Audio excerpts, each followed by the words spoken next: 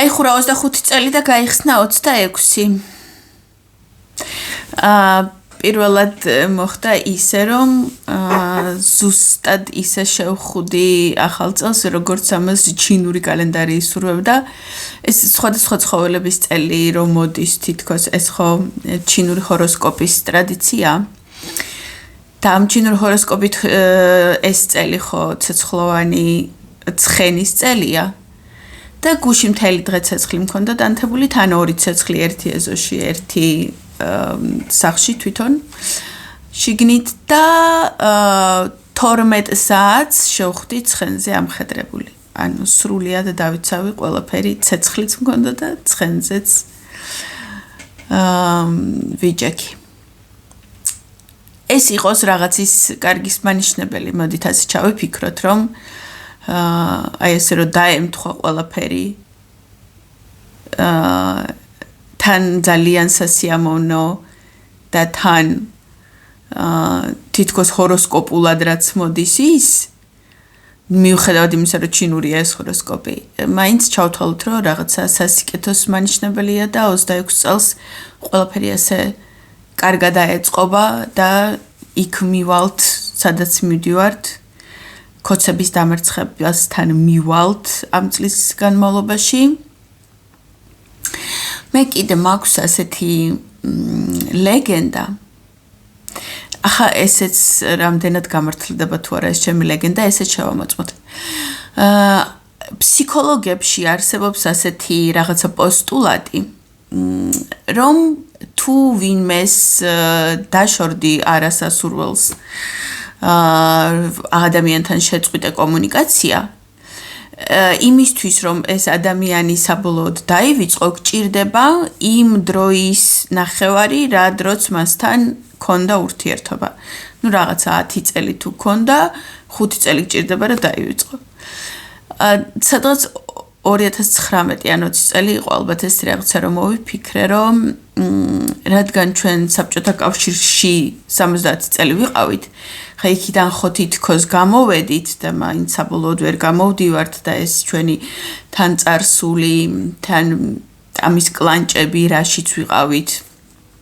ოკუპანტის კლანჭები თან ყველაფერი ხო მაინც პერიოდულად უკან გვათრევს და ახლა ისევ ჩაგვითრია რომ საბოლოოდ რომ დავშორდეთ ამ რაღაცას 35 წელი გვჭირდება და 35 წელი წელსაა და აი 26 წელი დაე იყოს საბჭოთა კავშირთან საბოლოოდ დაშორების წელი იმიტომ რომ 35 წელი სრულდება და ეს ნახევარია იმისი რაც საბჭოთა კავშირში ვიყავით 70 წლის ნახევარია მოდით ეს ლეგენდაც შევამოწმოთ და შემდეგი წლის ბოლოს შევაჯამოთ რამდენად ახდა თუ არ ახდა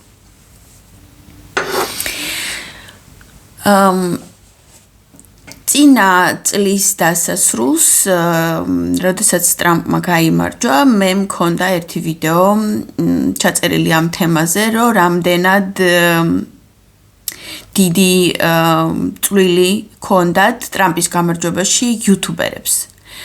ადამიანებს, რომლებიც მოვლენებს სწორი კუთხით და სწორი პოლიტიკური თვალსაზრისით აშუქებდნენ სწორ პროპაგანდას უწევდნენ იმას, რასაც ტრამპი პირდებოდა და ამით შეძლო ტრამპმა გამარჯვება, იმიტომ რომ მხოლოდ კი არა ტელევიზიები სრულიად მის წინააღმდეგ იყვნენ დაახლოებით კი არა იმაზე უარესად სავარაუდოდ ვიდრე დღეს არის საქართველოში მდგომარეობა. კოცებს ხო აქვთ და აქვთ თავისი ტელევიზიები, რომელიც სრული რუსეთია, აბსოლუტური გარეწარი, უტიფარი, ამაზრზენი გულისამრევი დამპალი პროპაგანდა და იმ არხებზეც, რომელსაც ვითომ ოპოზიციური ქვია ამაცაც გადამიღია რამოდენიმე ჯერ ვიდეოები, სადაც განვიხილე და თქვენს გაჩვენეთ, რამდენად საზიზღრად ორტრაკობენ. და დღემდე კოცის უსაზიზღრესი და ისტორიის ყველაზე საშინელი 13 წლის მერე კიდე რომ ძალიან ხშირად და თითქმის ყოველ დღე მოუნდებათ ხოლმე იმის ლაპარაკი, რომ წინა რეჟიმი 9 წელი 7 ნოემბერი იმედის დარბევა და აი არ პირიდან ვერ იშორებენ იმ ტყუილებს რომელი ტყუილების გამოც მოხდა და რომელ ტყუილებზეც დაყრდნობით მოხდა 2012 წელს ვარდების რევოლუციის კონტრრევოლუცია. ქართული რევოლუციის საწინააღმდეგო რუსული კონტრრევოლუცია. ქართული რევოლუცია იყო ვარდების რევოლუცია და რუსული კონტრრევოლუცია იყო 2012 წელი. და დღემდე კიდე ამას მოათრევენ და დღემდე კიდე ბედავენ რომ რაღაცას შეადარონ. და თქვენ წინა ხელისუფლებაც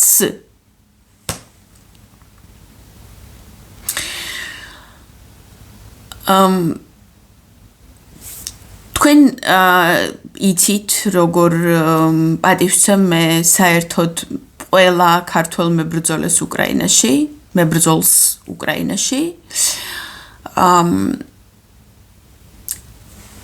მაგრამ ეს პრობლემა მათ შორისაც არსებობს.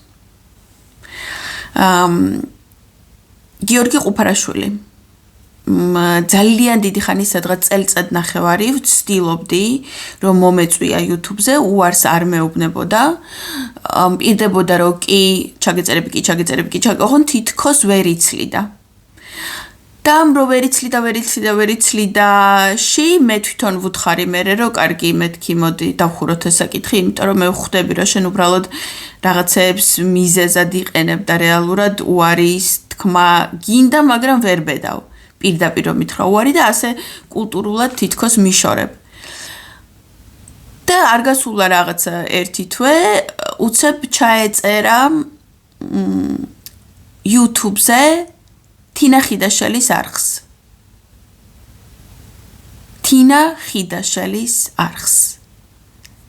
მეომარი ანუ თინა ხიდაშელმა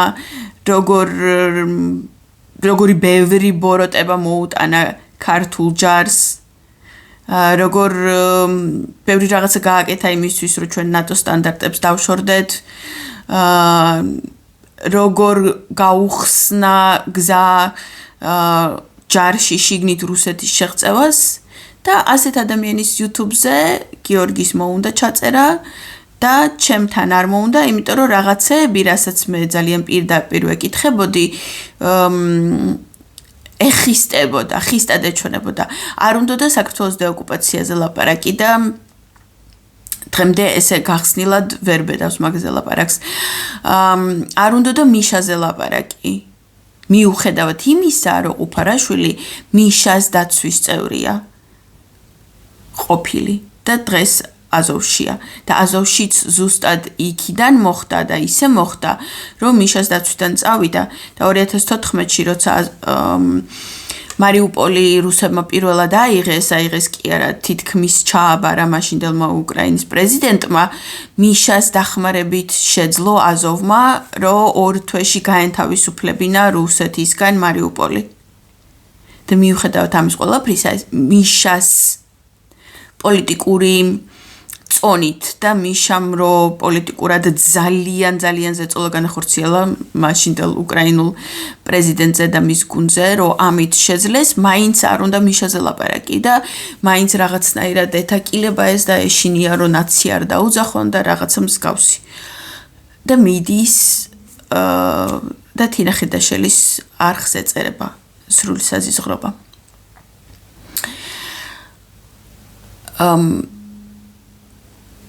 ძალიან რამოდენიმეჯერ მყავდა მამულაშვილი 4 ოქტომბრის წინ რამოდენიმე კვირით ადრე მე ვეკითხებოდი რომ 4 ოქტომბერზე რატო არ გამოთქვა მარანაირ აზრს ან რატო არ მოუწოდებ იმ ადამიანებს ვისთვისაც შენი სიტყვა მნიშვნელოვანია ვინც შენ გულშემატკივრობს იქ არ გინდა თუ არა შენ რომ მათ უგულშემატკივრო აქ და რაღაცა დაწერო 4 ოქტომბერზე, რომ ან ხალხო გამოდით, ან რაღაცა ან შეუერთდით ამ დღეს, დავასრულოთ ბიძინა, რომ არ თქვა.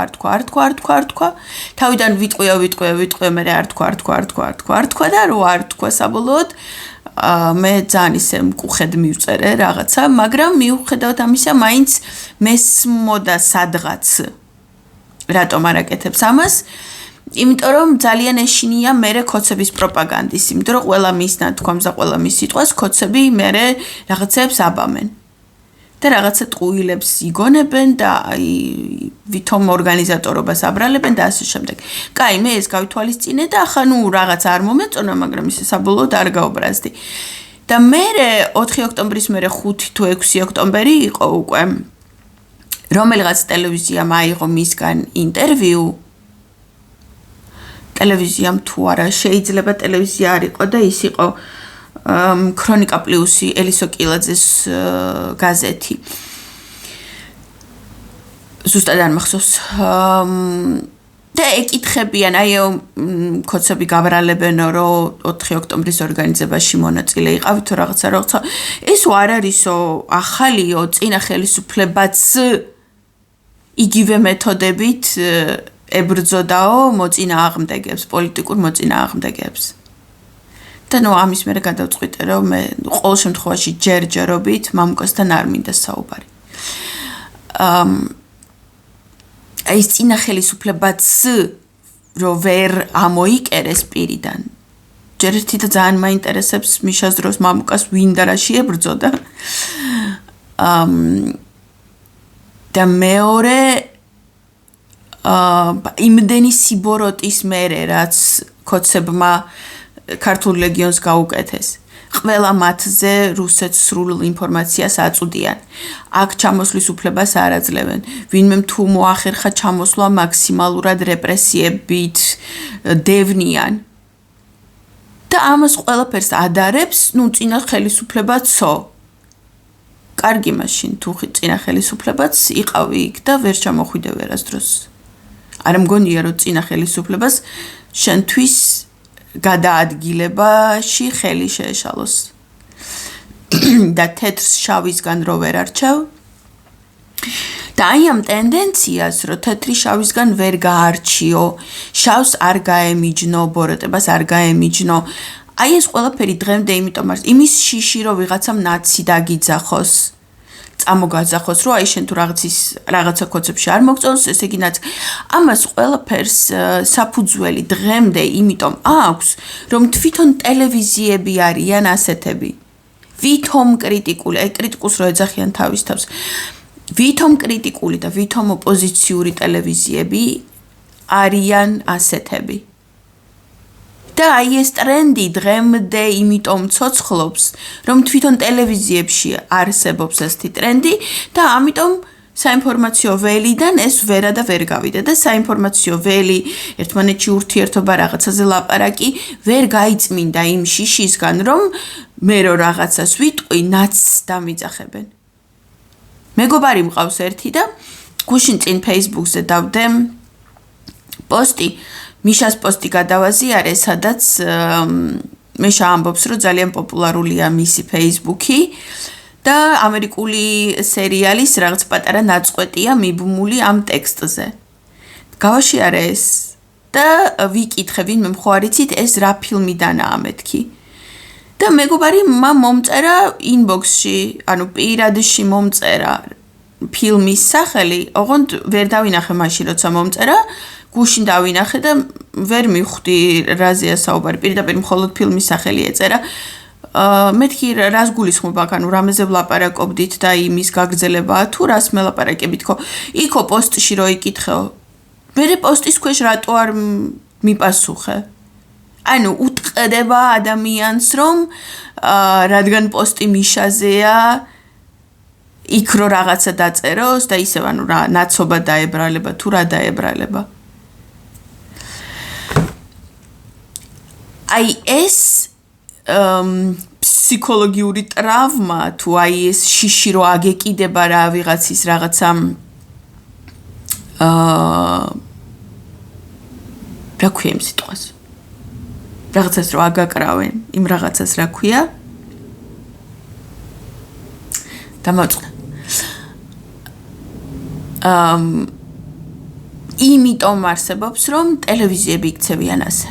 პირველ რიგში.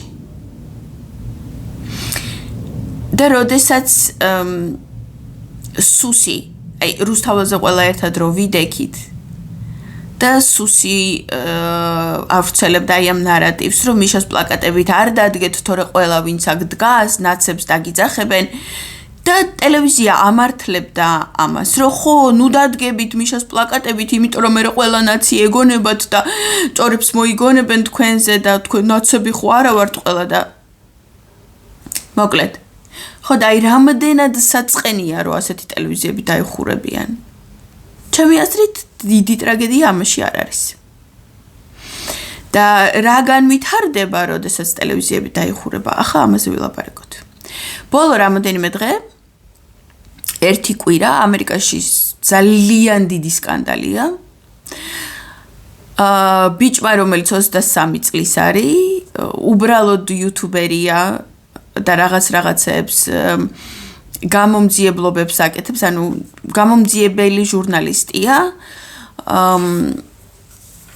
და ამ ბიჭს მიწერა მოდი ცოტა შორიდან დავიწყოთ. ანუ შტატ მინესოტაში ჩასახლებულია ძალიან ბევრი სომალიელი და ბოლო 30 წლის განმავლობაში გროვდებიან ეს სომალიელები მან, როგორც ჩვენთან არაბები გროვდებიან და რუსები. და ძალიან დიდი community შეიქმნა უკვე ამ სომალიელების მან. და ამ სომალიელებს დღემდე მიუხედავად იმისა, რომ საკმაოდ დიდი ნაწილი მათი ამერიკის მოქალაქე არის უკვე, ანუ იმიგრანტი არ არის და წესი თუ ამერიკის მოქალაქე ხარ შენ თვითონ უნდა მიხედო შენს თავს, წახვიდე იმუშაო და ხელფასი გქონდეს. მიუხედავად ამისა, მაინც ძალიან დიდ გრანტებს აძლევენ, აი ბევრ მილიონიან გრანტებს. და ეს გრანტები რო იხარჯება იმაში, რომ ვიღაცებმა უბრალოდ სახში წაიღონ და სომალიში გადაურიცხონ ტერორისტებს და არასდროს არ იხარჯება რეალურად იმაზე, რისთვისაც აიღეს საბავშვო ბაღებზე და განათლების ცენტრებზე და სამედიცინო დახმარების დაწესებულებებზე. აი ამაზე დიდი ხანია იყო რაღაცა გამოძიებები ჟურნალისტური, მაგრამ ამ ჟურნალისტურ გამოძიებებს არასდროს ტელევიზიები არ აძლევდნენ ფართო მაყურებელს და ფართო პლატფორმაზე არ გამოქონდათ. არასდროს არასულა ფედერალურ დონეზე. უბრალოდ ლოკალურ რაღაცა პატარ-პატარა ტელევიზიებში და ნუ მოკლედ არასდროს არ გასკდა რამოდენიმე წლის მანძილზე ეს ქურდობები, თაღლითობები და ერთ-ერთმა ადამიანმა, რომელიც წლების განმავლობაში ამ თაღლითებზე აგროვებდა ინფორმაციებს, მიმართა იუთუბერს. იმ მომენტში ამ იუთუბერს არ ქონდა ძალიან ამერიკის მასშტაბით რამოდენიმე 500,000 თუ 800,000 გამოწვევი თუ ყავს ძალიან დიდ არხა და არითვლები. ახლა უკვე მილიონ რაღაცა ყავს, ანუ ამ ვიდეომ ძალიან გაუზარდა აუდიტორია. და YouTube-ზე იმდენი არა, მაგრამ ილონ მასკის X-ზე თითქმის 200,000 ნახვა აქვს, 200 მილიონი. ნახვა აქვს უკვე და 200 მილიონი თითქმის მთელი ამერიკა. და ხალხი, ნუ ჯერ ხო შოკში იყო იმით, რომ საერთოდ ასეთი საზიზღრობა ხდება ქვეყანაში და მეორე შოკში იყო იმით, რომ ამას არასდროს არ აშუქებდა და პირიქით მაქსიმალურად ახშობდა ცენტრალური ტელევიზიები. მერე ამ ბიჭს მიუქციეს იქაური CNN-ის ჟურნალისტი და რო ნახოთ ეს CNN-ის ჟურნალისტი როგორ უსმევს კითხვებს, აი ერთ-ერთშია ჩვენი იმედი და პოზიტივი. აი ერთ-ერთში. CNN-ი ხო ვიღაცებს დღემდე მიგაჩნიათ რაღაც წესიერ ტელევიზია და მოსასმენა და კვესიტაძე ძალიან ხშირად ამბობდა ადრე, რომ CNN-ი არის მისი მთავარი საინფორმაციო დასაყრდენი, რომ სანამ რამე ნიუსი CNN-ზე არ გამოვა, მანამდე არ დაიჯერებს, რომ სიმართლეა და მოკლედ რომ მთავარი გამდებო მისთვის იყო CNN და ამ დროს CNN-ი არის იქაური იმედი და იქაური პოზიტივი. და ეს ჟურნალისტი დასდევს ამ ბიჭს, რომელმაც ეს გადაიღო და აი დარწმუნებული ხართ, რომ ეს თქვენ რაც გადაიღეთ ყველაფერი სიმართლეა? აი ეს რო თქვენ ასე თქვით, ეს რო თქვენ ასე თქვით, აი წამოდით ახლა და დაგიმტკიცებთ, რომ თქვენ იტყუებით და აი როგორც იმედი ჟურნალისტები აკეთებენ ხოლმე ყველაფერს იმისთვის, რომ საქმე ჩაფარცხონ, ან გააშავონ ის ადამიანი, ვინც ამაზე ილაპარაკა, რაღაცები მოздონ, ფანტაზიური დაარქვან, ან გიჟის წოდება. ნუ აი ზუსტად ამას აკეთებდა.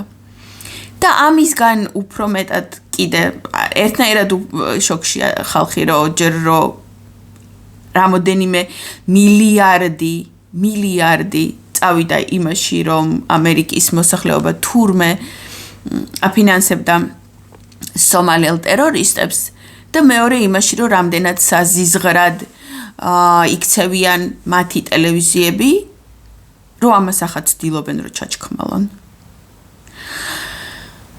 და ეგრევე, ანუ CNN-ის ეს ბიჭი არ არის რაღაცა ტრამპის ისეთი ღია მხარდამჭერი, ეს წითელი ქუდი არ ახურავს, მაგა როგორც ასეთი არ არის, თავის თავს მაგას არ ეძახის, უბრალოდ არის სიმართლის მაძიებელი ადამიანი. და CNN-ის გაშუქების იმაში ვიდეოში პირდაპირ ასე იწყება გაშუქება, რომ აი ნახეთ მაგა ბლოგერმა რა გადაიღო.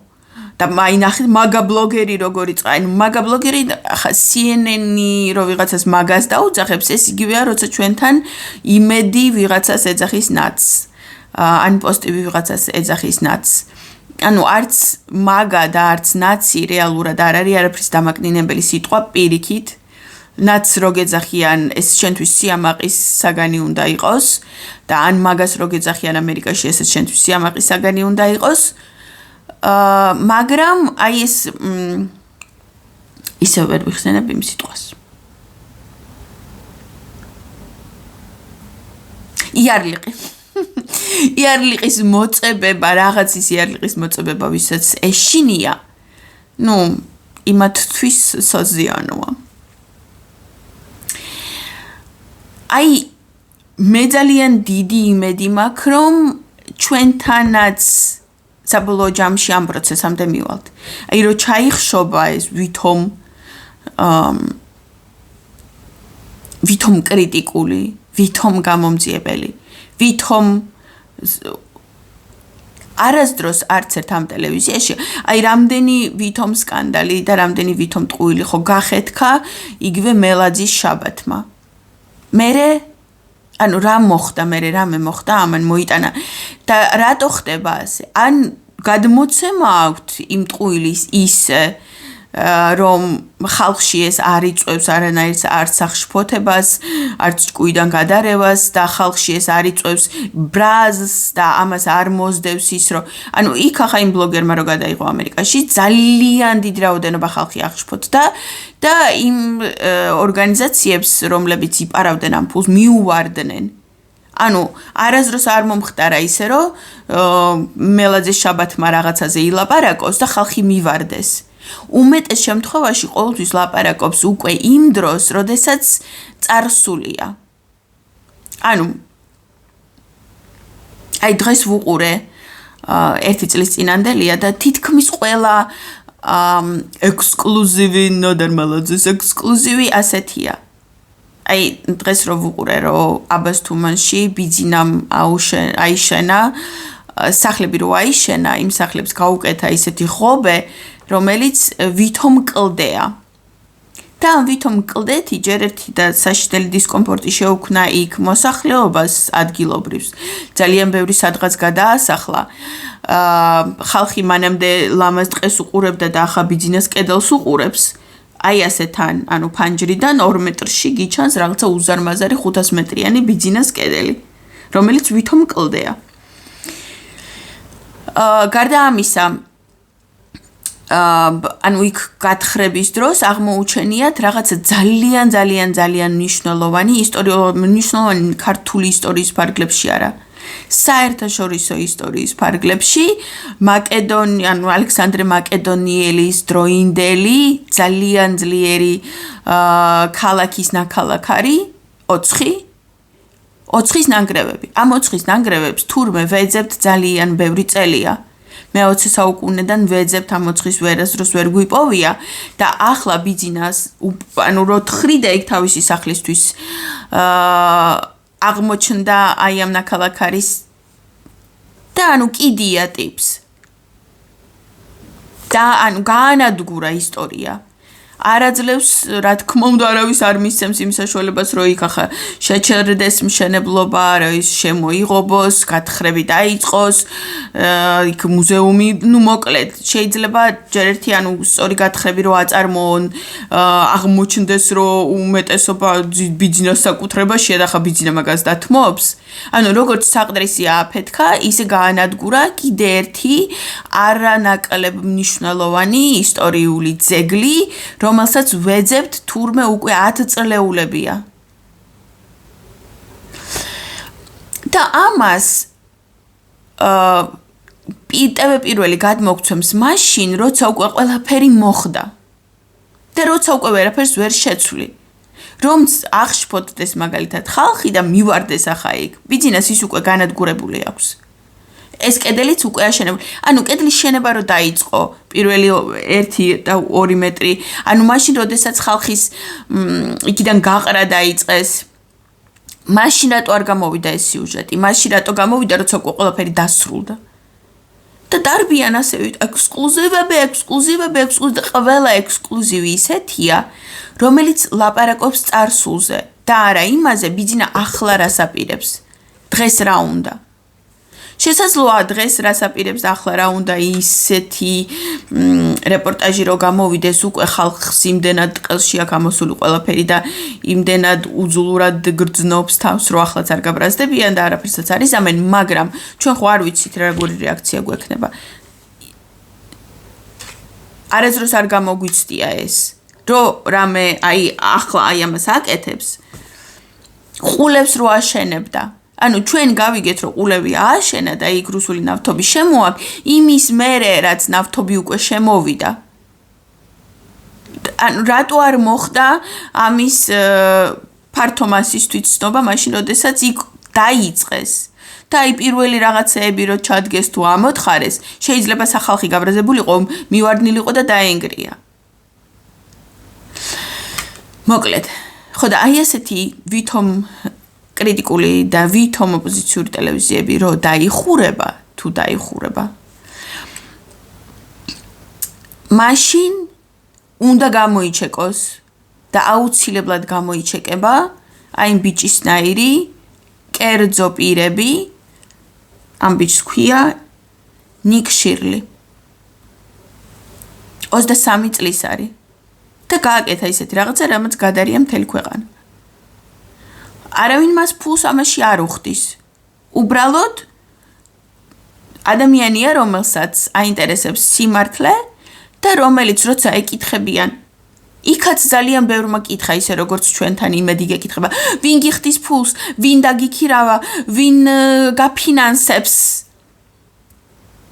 არავინ არ მაფინანსებსო. ამაში ჩემი გადასახადი მიდის და მე უნდა ვიცოდე ჩემი გადასახადი რაში იხარჯებაო პასუხობს ეს ბიჭი ყველა ნაბიჯზე. აი ასეთი ადამიანები უნდა გაჩნდეს, სხვა გამოსავალი უბრალოდ უკვე არ არსებობს. ანუ აი ასეთი ადამიანების 1, 2, 3 ვიღაცა დამოუკიდებელი ერთეული უნდა გამოჩნდეს, რომელიც ისეთ რაღაცეებს დაგვანახებს გაგვაგებინებს რომ რაღაც მომენტში ერი გაბრაზდეს თუ ერი ვართ იმას რომ ერი ვართ გვასწავლიდა გვაჩვენებდა და გვაძალებდა მიშა ხიხო პირიქით გვიმტკიცებს რომ ერი არ ვართ და ჯერჯერობით ვიქცევით ისე რომ ერი არ ვართ ამერიკელები ჩვენზე მეტად არიან ერი. მიუხედავად იმისა, რომ დავცინით, რომ ისტორია არა აქვთ და გუშინ გაჩნდნენ.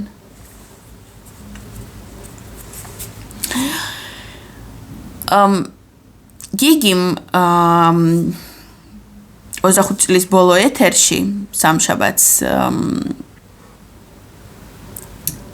თორნიკესთან დარიო რადიოზე ანუ თქვა რომ ტელევიზიები ფაქტებს არ აშუქებენო საერთოდ ანუ ადრე რაღაცა წლების წინ დანატლეულების წინ ისე იყო რომ ფაქტებს აშუქებდნენ მაგრამ სათავისოდ და დღეს უკვე ტელევიზიები გადავიდნენ ბოლომდე იმაზე რომ აი რაღაცა თავისი აზრი აქვთ და ეს თავისი აზრი როგორ მოგახვიონ შენ თავზე რასაც იმედი აკეთებს, რასაც პოზიტივი აკეთებს, რაღაცა დებილი რუსული ნარატივი აქვთ შესატენი და ეს ნარატივი როგორ შეგტენონ იმისთვის როგორი ვითომ ფაქტები ჭირდებათ, აი ამასზე არიან მერე მაქსიმალურად გამახვილებული.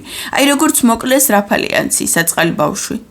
ანუ მისი მშობლები იყვნენ ოცნების მხარდამჭერები, ოცნების აქტივისტები იმ სოფელში და წარმოიდგინე ადამიანი დათანხმდა იმას, რომ მისი შვილი მოეკლათ იმისთვის, რომ მერე იმ სოფელში, რა ვიცი მე, საკრებულოში შევიდოდა თუ რაღაც სამსახურში აიყვანდნენ, თუ რას დაპირდნენ რაფალიანცის მშობლებს, შვილის მაგივრად ხო ჯერ არ ვიცით, არ გამოგვიძიებია ნორმალურად ეს ამბავი. და ანუ ფაქტები შექმნეს ტიპებმა ნარატივი რა იყო? ნარატივი იყო ის, რომ მიშა ცუდია. და აი რომ მიშა ცუდია, ამ ნარატივისთვის გვჭირდება ფაქტები. ფაქტები არ არსებობს და რადგან არ არსებობს, უნდა მოვიგონოთ. წავიდეთ, მოვკლათ ამისთვის სპეციალურად ბავშვი. მერე ისე გავაშუქოთ, რომ როგორც საჭირო არა მოკლედ.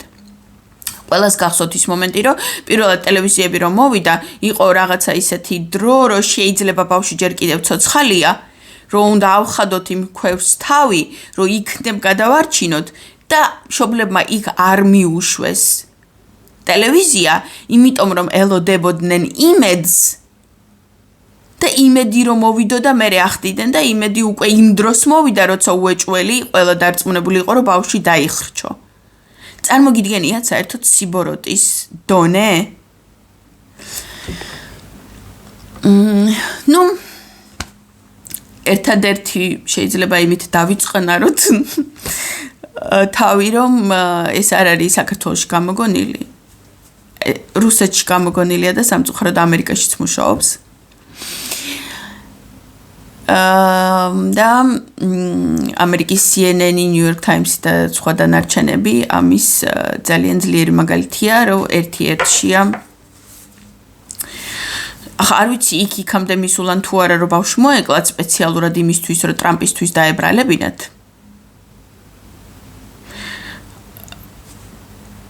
მაგრამ ტრამპისთვის კაპიტოლიუმის აღება რომ დაებრალებინათ, ამისთვის იქ ხალხი რომ მიყარეს, ეს ფაქტი არსებობს. ტრამპს გადატრიალების დაბრალება რომ უნდათ ტრამპისთვის და ვითომ კაპიტოლიუმში ხალხი მიიყვანა რომ იქ შევარდნილიყვნენ, ეს ხალხი თვითონ თავიანთი მიყვანილი ხალხი იყო რეალურად. ნუ მაგრამ 10 თვის ბავშვი არ დაუხრჩვიათ ქვევში.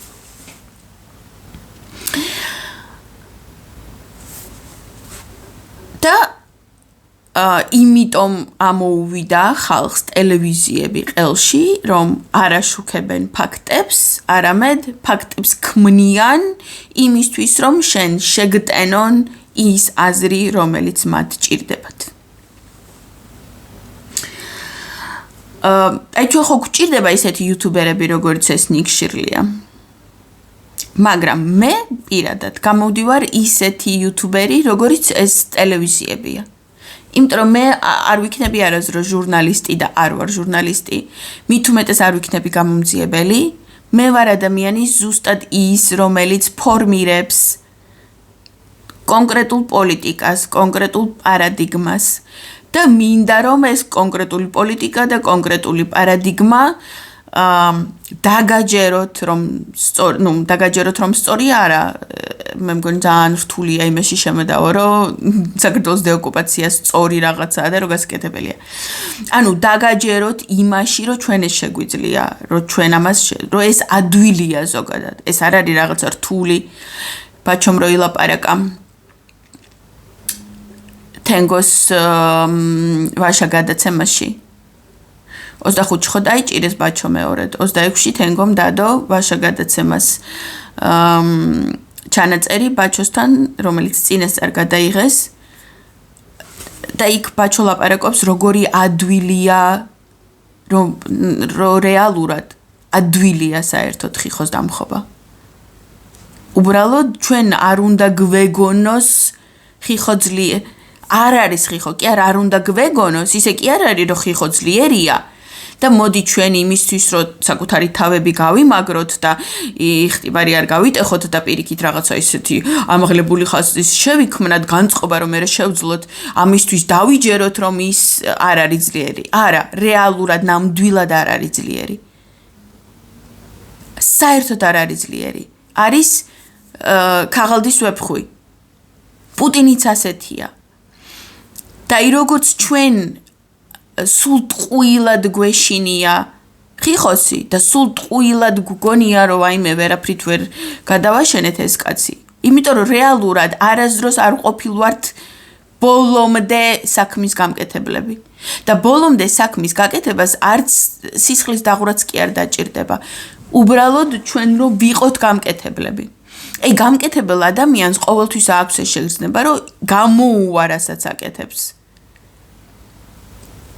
დარწმუნებული ვარ რომ დეოკუპაცია გამოგვივა და დეოკუპაცია ადვილია და ჩვენ რომ დეოკუპაციას დავიწყებთ ისე სწრაფად და ისე მარტივად გავაკეთებთ მას რომ გაგვიკვირდება რომ ღმერთო რისი გვეშინო და ამდენი წელი რატო გვეგონა რომ ეს შეუძლებელია რომ აფხაზეთი არასდროს არ დაბრუნდება რომ ჩვენ სახში არასდროს ვერ დავბრუნდებით იმდენად დავინახავთ რომ აი ჩამოიშლება ყველაფერი კარტის სახლივით აი ამისთვის არსებობს ჩემი არხი და არა იმისთვის რომ რაღაცები გამოვიძიოთ და რომ მე თქვენ დაგიმტკიცოთ რომ ხიხო მწყნარია იმედია ყველა მიცით ეს უკვე მე უბრალოდ პერიოდულად რაღაცებზე ვლაპარაკობ იმისთვის რომ ყველა ის თემა რომელზედაც მე ვლაპარაკობ რაღაცნაირად რაღაცა კუთხით და რაღაცა თვალსაზრისით ეხება დეოკუპაციის თემას და ეხება იმას თუ როგორ შეიქმნა ნარატივი ინფორმაციული იმის გარშემო რომ რის გამო მოხდა ოკუპაცია რომ ვითომ ოკუპაცია იმიტომ მოხდა რომ აფხაზეთში სეპარატისტები არსებობდნენ და მე ბევრჯერ მომყავს მაგალითი რომ არანაირი სეპარატისტები ისინი არ იყვნენ ეს იყო ჩვეულებრივი რაღაცა ბანდიტური დაჯგუფება როგორც დღეს ალტიფოა თბილისში ან როგორც ზუგდიდში არის ის გამოსირებული ირაკლი ბუკია და მისი ჯგრო მეგრულ სეპარატიზმს რო აცხობენ. ანუ რეალურად ეს ხალხი ხო არ არსებობს, მათი იდეოლოგია არ არსებობს. ისინი რაღაცებს ბოდიალობენ მარტო იმიტომ რომ ამ ბოდიალში ფულს იღებენ. ფული რო ჩამოაცალო აორთქლდებიან. მათი იდეა არ არსებობს. ისინი თავს გვაჩვენებენ რომ რაღაც იდეას მისდევენ. და ჩემი YouTube არის ზუსტად ის, რის გამოც არ უნდა გიყვარდეთ ტელევიზიები, მაგრამ ჩემი YouTube ამ ხრივ იმიტომ არის აუცილებლად საჭირო, რომ არავინ არ დარჩა, ვინც ამაზე ამდენს და ყველა მხრივ ილაპარაკებს და მოამზადებს ჩვენს ტვინებს, ჩვენს შეგნებას, ჩვენს გამბედაობას იმისთვის რომ ეს აუცილებლად გასაკეთებელია. მიუხედავად იმისა, რომ ყველა ქართველი მებრძოლი უკრაინაში იმისთვის იბრძვის იმედია, მე ასე მწამს, რომ იმისთვის იბრძვის, რომ როდესაც უკრაინაში დაასრულებენ ომს და იქ მოუგებენ რუსეთს, მე იგივე ჩვენთან უნდა გავაკეთოთ საქართველოში. რომ ამისთვის ემზადებიან, ამისთვის გადიან და რაღაცა სასწაულ გამოცდილებას იღებენ, ისეთ გამოცდილებას, რომელსაც ვერსად მეტი ცხოვრებაში და დედამიწაზე ვეღარ მიიღებს სხვა ადგილს. რომ ეს ყველაფერი იმისთვის არის საჭირო, რომ მე ეს ყველაფერი გავაკეთოთ აქ. იმიტომ რომ ჩვენ ამას აქ თუ არ ვაპირებთ გაკეთებას, მაშინ იქ რაში მჭირდება? ანუ მარტო იქ არაფერს არ ნიშნავს. კი, ზოგადად რაღაცას ნიშნავს, იმიტომ რომ მთლიანობაში რუსეთი დასუსტდება და უკრაინის გამარჯვება ძალიან დიდ ზემოქმედებას ჩვენთვისაც, ანუ აი მოსახლეობისთვის ვიძოთ, აბა ომი გინდა და ბაბა შენ რუსეთს როგორ მოერევი და აი ამ სირებისთვისაც რომ დაანახებ, რომ დაინგრა რუსეთი, მოვუგეთ რუსეთს. ამისთვისაც, მაგრამ მიუხედავად ამისა, მაინც ლაპარაკი ამაზე არ უნდათ, ეშინიათ.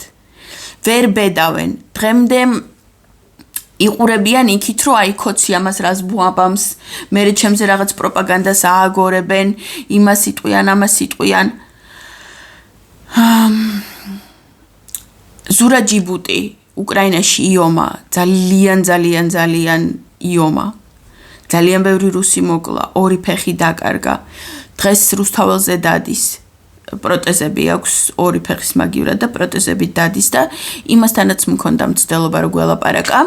თავიდან დამთანხმდა, მაგრამ მე სავარაუდოდ მამუკას კითხა, როგორ ფიქრობ, წავიდე ვილაპარაკო თუ არაო. ჩემი ვარაუდით მამუკამ უთხრა, რომ არაო. და მე თქვა, რომ არაო, მე არ ვილაპარაკებო, იმიტომ რომ მე ქოცები რაღაცებს მომდებენ.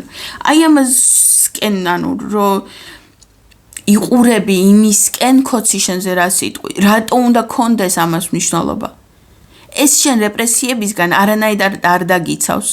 ისეთ ადამიანებს რეპრესირებენ, საერთოდ არაფერს რო არ ლაპარაკობდნენ და აი უბრალოდ რუსთაველზე იდგნენ ასე ტროტუარზე და დღეს ციხეში ზიან იმის გამო რომ რუსთაველზე ანუ როდესაც ქოც უნდა რომ შენ რაღაცა გიქნას, ყველაფერი რაღაცა მიზეზის, რეალური მიზეზის გარეშე გიშვება ამას.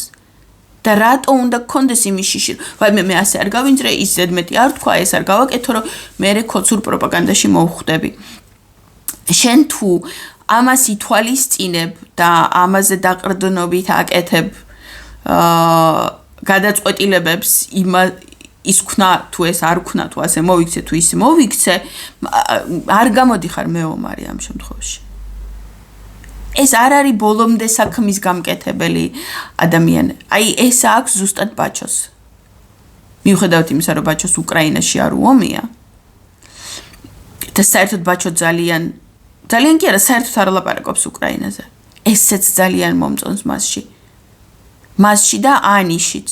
ანი პოსტებს რო წერს, რომ ჩვენ დავამარცხებთ, ჩვენ არასდროს არ ამბობს იმას, რომ აი უკრაინა ომს რომ მოიგებს, მე დავამარცხებთ. აი უკრაინაში რომ რაღაცა მოხდება, მე გვეშველება ჩვენ.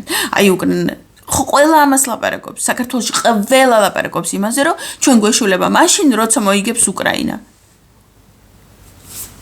მე ჩემი დეოკუპაციის პოლიტიკა მანამდე შევქმენი, სანამ უკრაინაში დაიწყო ეს, რაც დაიწყო. არ მქონდა მიბმული. და მე ეს რომ დაიწყო,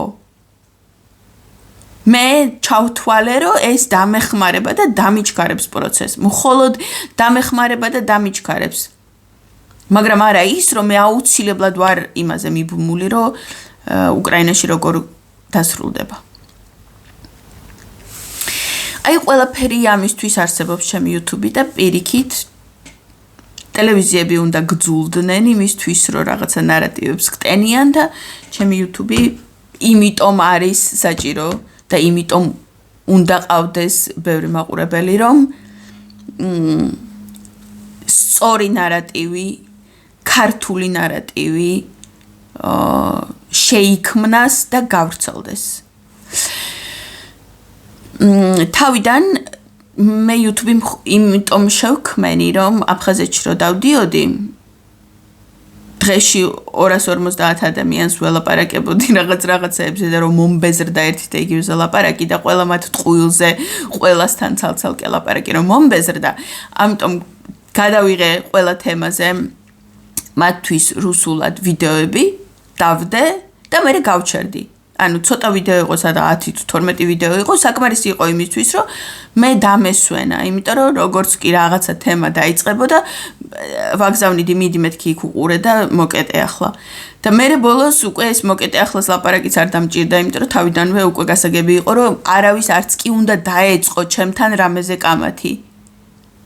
რომ ყველა პასუხს, ანუ ყველა კითხვაზე, მათ ვითომ კითხვაზე და ყველა მათ პროპაგანდაზე მაქვს რეალური პოზიცია და რეალური ფაქტები და ეს ყველაფერი იშლება.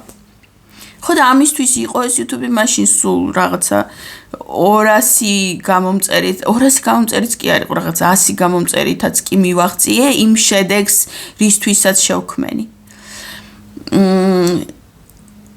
და მეორე შედეგი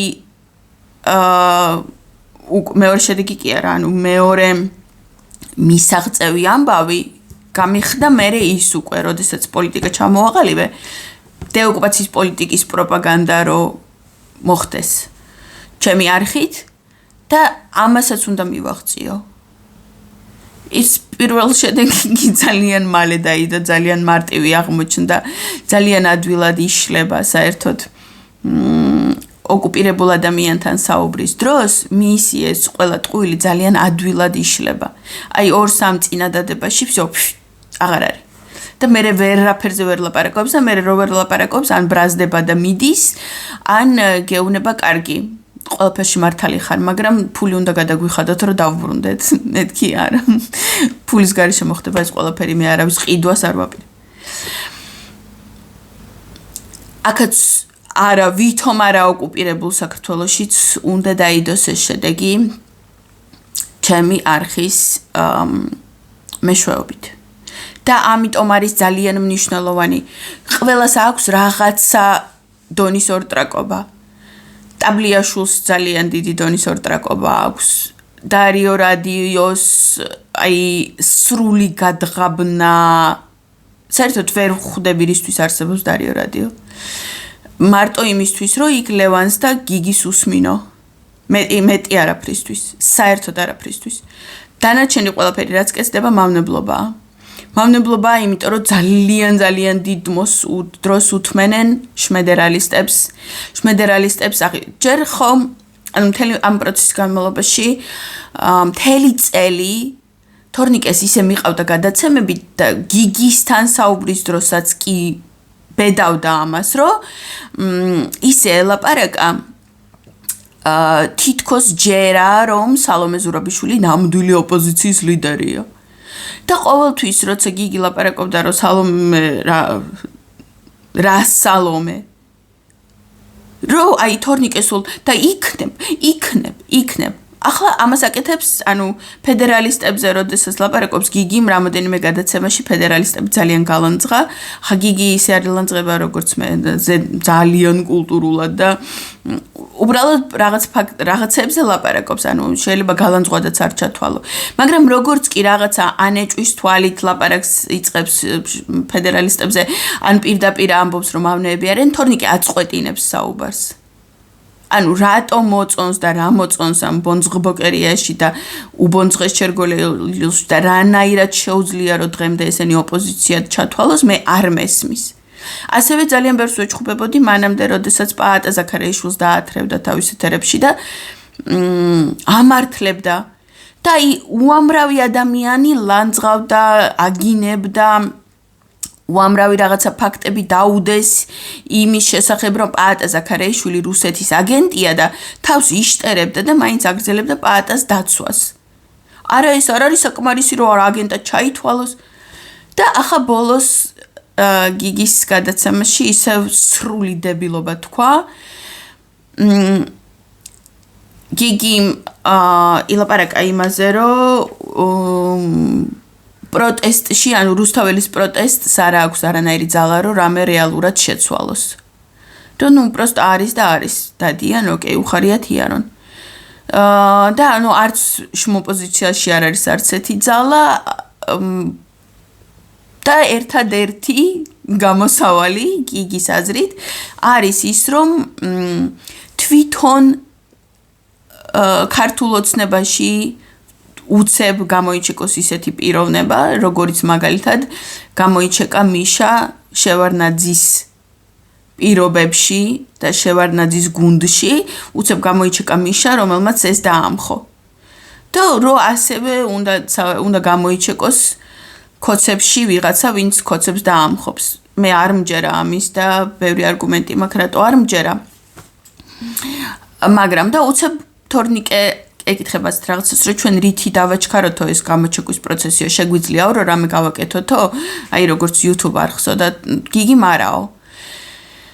და თორნიკემ ჩვენ შემდეგი წლიდან ვაპირებთო, რომ საერთოდ ყველა დავპატიჟოთო, ყველას ვალაპარაკოთ, ანუ ისედაც ყველას ალაპარაკებენ, ნებისმიერ ნაგავი ლაპარაკობს დარიოზე და ანუ უფრო მეტად ანუ გირჩებსაც მიიწვევენ, ალბათ იაგოს გირჩებს გულისხმობს, ზურაც გირჩი თუ მიიწვეს, კიდე არ აუშავს. ანუ ის რატომღაც თორნიკეს გონია, რომ ვიღაც არალეგიტიმურ გამოსირებულ ღლეს თუ მისცემ ლაპარაკის საშუალებას, თუ დაისვამ და მას ეკამათები, ეს კამათი შეიძლება შენს სასიკეთოდ დასრულდეს, თუ რისი გაკეთება სურს ამით ვერ ხვდები.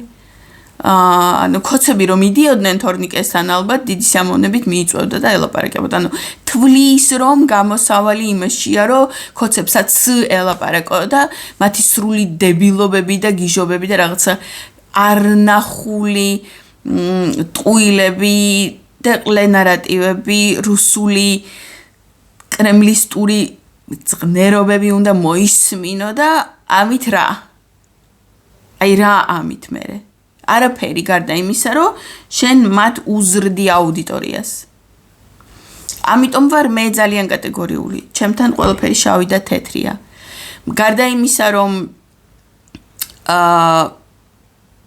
ვბლოკავ და ვშლი ტყუილ კომენტარებს, კოცის მხარდამჭერ კომენტარებს, 9 წელზე ტყუილების მოლაპარაკე კომენტარებს, ზოგჯერ ძალიან იშვიათად, მაგრამ აი რომ ამოვიღებ ხოლმე ვიღაცას და რომ ჩავდებ მიწაში, რომ ვაგინებ და საშინლებს ვუპასუხებ და მე ეს ამას კიდევ სკრინავ და სამაგალითოდ ასე ყველა საჩვენებლად კიდე ცალკე პოსტად გამომაქვს, ეს იმისთვის არის, რომ დავანახო აუდიტორიას, როგორ უნდა ელაპარაკო მტერს.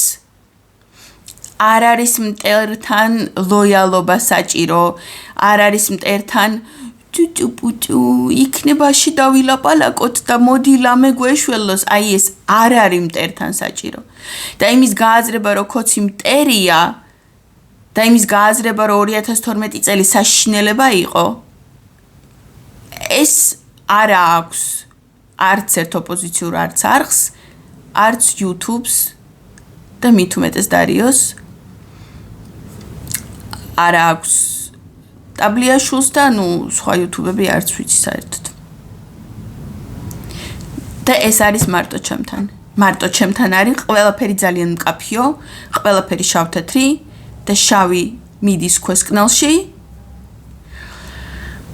თეთრი უნდა განვითარდეს, გაიზარდოს, მეტ ხალხმა ნახოს, მეტ ხალხმა მოისმინოს, სწორად ზრზე მეტ ხალხი დადგეს და რომ ამ ხალხმა რომ იგრძნონ, რომ მარტო არ არიან.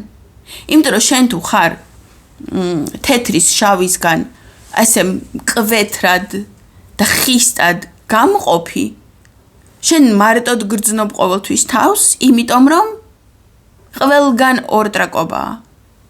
და ყველას ეპუჭუნება. ნანუკა ჟორჟოლიანი ეხუტება იმედის ჟურნალისტებს. მე რაღაცა ვიღაც კოც თავს რო დავესხმევით, მირბის და იმას იცავს. ლაშა ბასლანძეს ჩაძაღლება ყველას რო გაგვიხარდა და გვესიამოვნა ეს რო გამოვხატეთ, ნანუკა გამოვარდა და იგლოვა. აი ყველა ორტრაკობს. და ადამიანი, რომელსაც არ უნდა ორტრაკობა, რომელსაც უნდა რომ თეთრი, შავი რომ ეს გაიმიჯნოს, ანუ ხისტად რომ გავმიჯნოთ, ესეთი ადამიანი მარტოა. ხო და ნუ იქნებით მარტონი, აქ შევგროვდეთ და აქ გაუბევრდეთ. აი ამისთვის იყოს ეს YouTube. ხისტები, კატეგორიულები, თეთრის შავისგან გამრჩევები, ორტრაკობა ვისაც არ გვინდა ისეთები აი აქ შევიკრიბოთ და დეოკუპაციის გაკეთება აუცილებლად მოგვიწევს ეს ჩვენი გასაკეთებელია ანი ნადარეიშვილის პოსტის ქვეშ ვიღაცამ დაწერა ასეთი რაღაცა ფრაზა ძალიან ვერ ვიტან, როდესაც მომავალი თაობა გადაგვარჩენს, ისეთი თაობა გვეზრდება, რატო უნდა დავუტოვოთ ეს ყველაზე ძალიან რთული საქმე მომავალ თაობაზე, მტრები ვართ მათი? ანუ უპასუხისმგებლოები ვართ? ჩვენი ჩასურილის გასწორება გვეზარება, ან ჩვენი წინაპრების ჩასურილის გასწორება გვეზარება? რატო უნდა გავაგრძელოთ კიდე? და ვიღაცები ხო და დაწერა ესეთი რომ კესო ქვია ბაჩოს შვილს და კესოს თაობა ბოლოს მოუღებს ამ კოცებს ანუ 13 წლის ბავშვზე ამბობ კესოს თაობაო და ხალხი მოდის და გულავს ამ კომენტარს მე გავბრაზდი და მეთქი რანაირად კესოს რას ერჩით 13 წლის არის ბავშვი და 13 წლის ბავშვის გადასაწყვეტი უნდა იყოს ეს ამოდენა და მათი თაობის ეს ჩვენი ჩასურილი რაღაცაები, საშინლად ჩასურილი და ეს 13 წლის ბავშვი თუ იმ ასაკამდე ამ საკოცეთის პირობებში მივიდა რა ასაკშიც უკვე რაღაცის დამხობა შეუძლია ანუ როგორი მოწამლული გაიზრდება ისედაც მოწამლულად გაზრდილები არიან უკვე კოცების შვილები კოცებზე ორმაგად უფრო მოწამლულები არიან და ამ მოწამლულობაში კიდე რო გაგრძელდეს და კიდე უფრო მეტი ბავშვი გაიზარდოს ამ მოწამლულობაში რა თაობა უნდა და განარკომანებულია სრულიად 15-16 წლის ბავშვები განარკომანებული და ბოდიში და ნარკომანია და პროსტიტუცია სრულიად მოდებული ამ თაობას და ჯერ ერთიდან ნარკომანების და პროსტიტუციით დაკავებულების იმედზე უნდა ვიყოთ ერთის მხრივ თუ იმის იმედზე რომ ამ ნარკომანებში და პროსტიტუტებში 1 2 3 სწორად გაიზრდება და ხო აი რადგან გვაქვს იმედი რომ ვიღაცები მაინც სწორად გაიზრდებიან მოდით იმად გადავცეთ ჩვენი არ გაკეთებული საქმე ჩვენი გასაკეთებელია ეს აი იმ ადამიანების ვინც ახლა ვართ 30-დან 50-მდე წლების ფარგლებში და უფრო მეტიც და უფრო ნაკლები არა ანუ 30-ზე პატარა ვინც არის იმათ იმედად არ უნდა ვიყოთ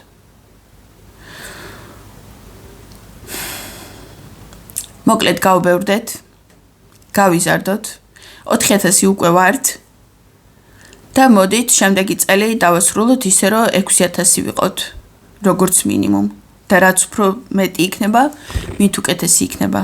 დაიხუროს ეს დებილი ტელევიზიები, საერთოდ არ მენანება. გამოიჩეკოს ახალი გამომძიებელი ჟურნალისტი იუთუბერები, რომლებიც ნოდარ მელაძესავით მერე კი არ აშუქებენ ფაქტს, როდესაც უკვე ყველაფერი გვიანია, ყველაფერი მოხდა და ყველაფერი გაფუჭდა, არამედ მაშინ, როდესაც ეს ჯერ კიდე ხდება, ან აი ხვალზე დაიწყება. აი ასე დროს რო გააშუქებენ და როცა რომელიც ადამიანები რო რაღაცის გაშუქების უფლებას სუსისგან არიღებენ ნოდარ მელაძე ნებისმიერი თავისი ექსკლუზივის გაშუქების უფლებას იღებს სუსისგან ნოდარ მელაძე ნებართვას იღებს სუსისგან და ელისო კილაძე საერთოდ პირდაპირ სუსის დავალებებით აკეთებს ყველაფერს რასაც აკეთებს ყველა მისი სკანდალი სუსის შეკვეთილი სკანდალია ასეთები არა უნდა იყვნენ ნამდვილად დამოუკიდებლები ბავშვები, რომლებსაც არ შეეშინდებათ. და თვითონ უკვე საქმეზე რომ მივა, ამისთვის ჩვენ უნდა ვიყოთ და ჩვენი თაობა უნდა იყოს. დეოკუპაცია ჩვენი გასაკეთებელია და უნდა შევიგნოთ, რომ ისიც ადვილია ხიხოც დამარცხდება და დეოკუპაციაც დასრულდება ისე როგორც უნდა დასრულდეს. ჩვენ ოღონდ უნდა ვიყოთ საქმის გამკეთებლები. ქმედითები უნდა ვიყოთ. და საქმის ბოლომდე მიმყვანები. ისეთები, როგორც იყვნენ ნაციონალურ მოძრაობაში რამოდენიმე სადღაც 10 ადამიანი. და ის 10 საკმარისი იყო იმისთვის, რომ ქვეყანა, რომელის არსებობაც მსოფლიომ საერთოდ არ იცოდა, გახდა ისეთი, რომ მთელი მსოფლიო ელაპარაკდა ერთი 10 ადამიანების საქმიდან მხოლოდ გამომდინარე. და ამ ერთ 10-ს სწორი ლიდერი ყავდა მიშა და მორჩა, ერი დაალაგდა. მომავალ შეხვედრამდე გავზარდოთ ამ არხის მაყურებელი.